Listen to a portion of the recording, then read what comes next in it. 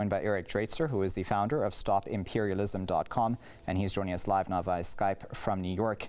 Now, isn't it interesting, Eric, that through the Russian, through the Russians going forward with their airstrikes and the Syrians also making advances, the West, though, is finding this very hard to digest. Why is that, do you think?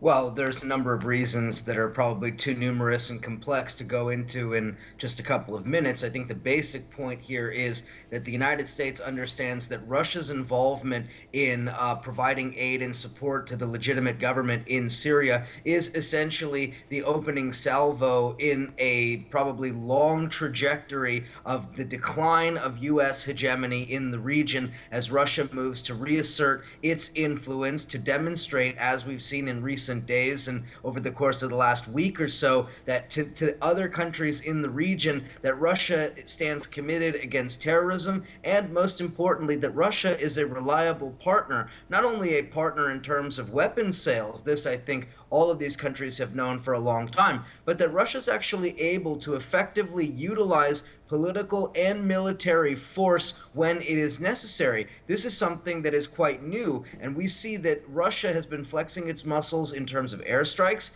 It's been coordinating with the Syrian army in terms of ground forces, and the Russians have recently shot cruise missiles from the Caspian Sea, flexing their naval power. This sort of full spectrum military dominance is something that up to this point only the United States has really demonstrated. Now that Russia has come onto the scene as not necessarily a rival to the United States, that would certainly be overstating the point, but as an alternative. This is really critical for this emerging multipolar world order where you see Russia and China and some of the other partners, including Iran and some other countries, really demonstrating a new emerging alternative to Western imperial hegemony. This is something that is, I think, of world historical importance.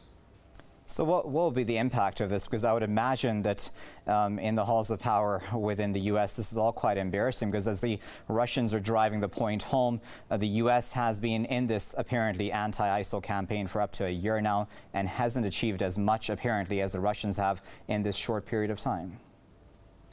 Yes, indeed, but not to rain on the parade of triumphalism that you hear from certain quarters, but I'm a bit hesitant to say that Russia's involvement here is really the end of the story. I think that, unfortunately, the United States, as well as its proxies in the region, Turkey, Saudi Arabia, and Israel, they are fully aware of what Russia is doing. They're fully cognizant of the geopolitical and strategic consequences of this, and I think that people interested in peace and interested in a resolution in the region need to be prepared for a counter move from the Western side. Now, this counter move could take many forms. This could be the spread of the Islamic State beyond the borders of Iraq and Syria. We could see a flood, as we've seen recent reports, a flood of fighters into Jordan, upsetting the stability of that country, possibly fanning the flames of war there. We could see them flooding into Lebanon. You could see the spread of this cancer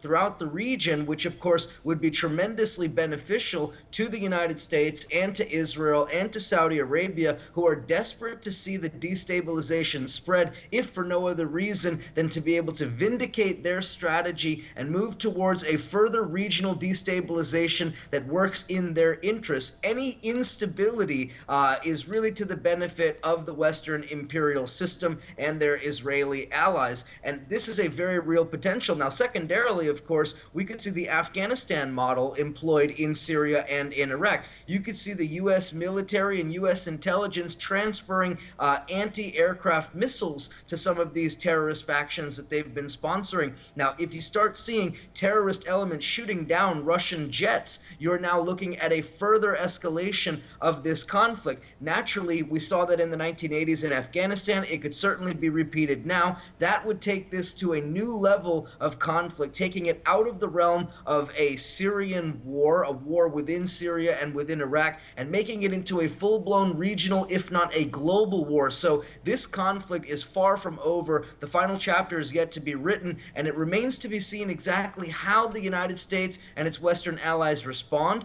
and furthermore, how Russia responds to that response. Eric, we have about a minute left, so I just wanted to put this point to you. It's interesting. Today I was reading an article about, how many conservative Republicans see that Christians are being persecuted throughout the Middle East. And, we had this Catholic Church come out in support of Russian involvement against ISIL in Syria. So I'm wondering, wouldn't this just naturally then, as the United States being, apparently a Christian nation, wouldn't it and shouldn't it then be aligning itself with Russia to get rid of this threat to quote-unquote Christians? There is only one religion among the ruling establishment in the United States, and it is the religion of capitalism, the religion of profit, the religion of imperialism. This is the only religion they know. These are the only gods that they pray to. So don't be fooled into believing that the Christian underpinnings of the foundation of the United States somehow are relevant to its policy. They certainly are not. The United States has shown no interest in protecting Christians in any reasonable way in the region, and they're certainly not going to do so now. It's not about religion. This is about hegemony. It is about dominance. And the United States is desperate to extend its hegemony and its dominance for another century, and they're going to do it in any way they can, including setting the entire region ablaze.